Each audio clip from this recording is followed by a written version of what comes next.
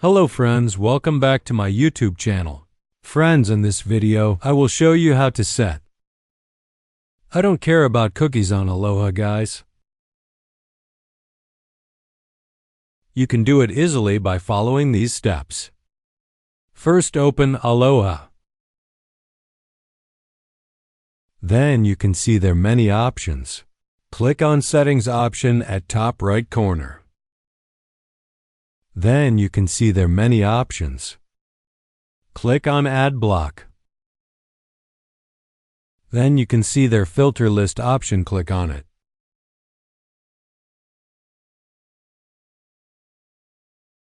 Then click on I don't care about cookies option. Then click on Disable. Finally, guys, in this way you can easily enable I don't care filter cookies on Aloha.